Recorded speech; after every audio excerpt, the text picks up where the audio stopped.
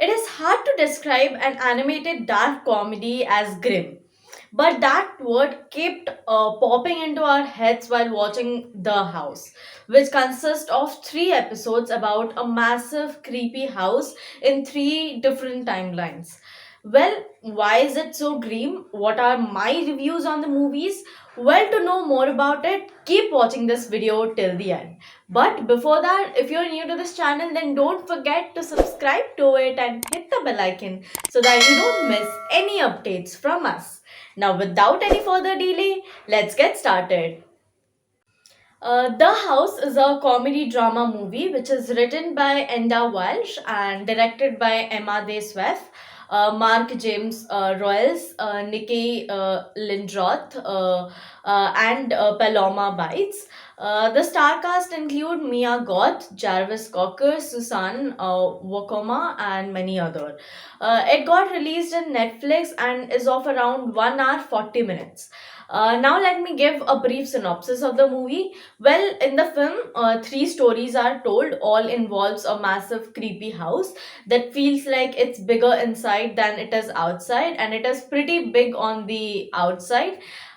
In the first story, directed by Emma Deswef and Mac James Royals, an improvised family in the 1800s is given an offer they can't refuse. Raymond is shamed by his grouchy aunt and uncles when they come to see baby Isabel.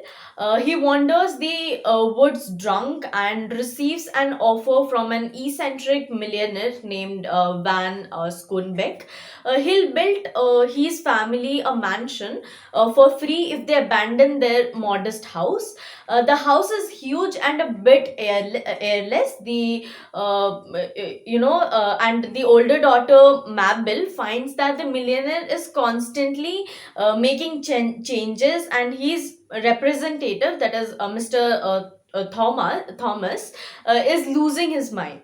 In the second story, directed by Nikki Lindroth, is set in the current day. It's a house flipper which has put all his resources into renovating the mansion.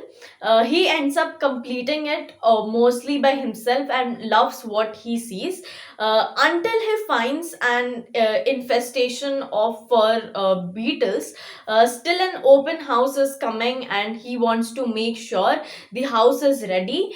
Most of the prospective buyers there show little interest except for an odd couple who say that they are very much interested. They are so interested, they essentially move in. Well, did I mention that they are all rats?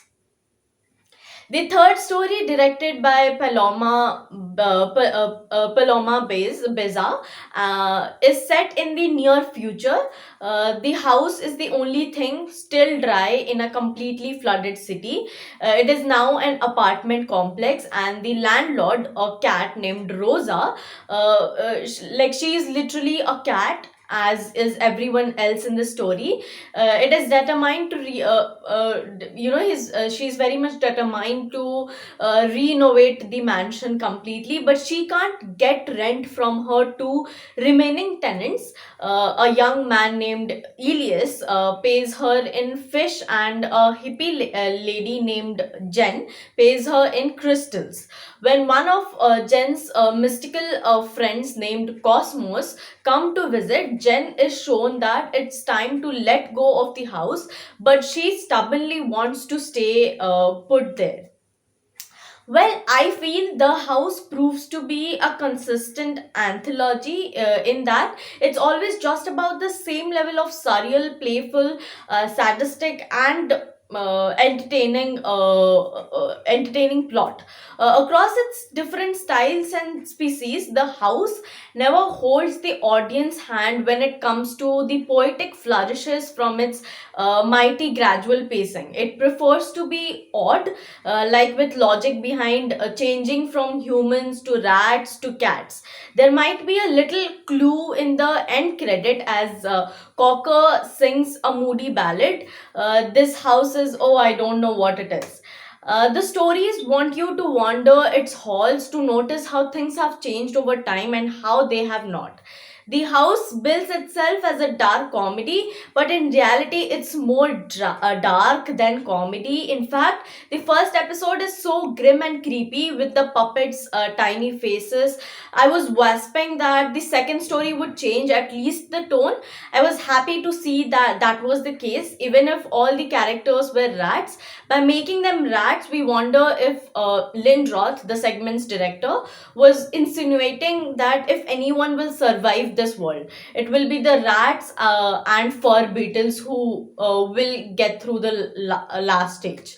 The tone of it was definitely lighter, though the developer's desperation was palpable throughout, especially as he tries to, sell the boondoggle of a mansion to prospective buyers who all seem indifferent. The weird couple that invade were certainly off-putting, to say the least, but it gave someone for the developer to bounce off rather than just mutter to himself. The third story had the most hope, even though it describes a very plausible environmental disaster. It's not, coincidental that it has the most complete story and the best performance. I don't quite know why Rosa want to desperately hold on to the mansion despite the entire city being underwater, but at least there is an arc there where she finally learns to let that go and she's rewarded for it. Through all three stories, the animation is the star, with the texture of each character's fur or skin manipulated as much as their limbs and heads are, and the movements are made so smooth as to make the viewers forget it's a stop action animated film. Despite the grimness of the stories, the expressiveness of the animation is what kept us very much engaged. Now, coming to my final verdict, I'll rate this movie a 3.5 out of 5. And you guys can definitely watch it because although it is certainly off putting and weird at times, but the animation is great and the stories moved along just so quickly enough to keep us interested throughout.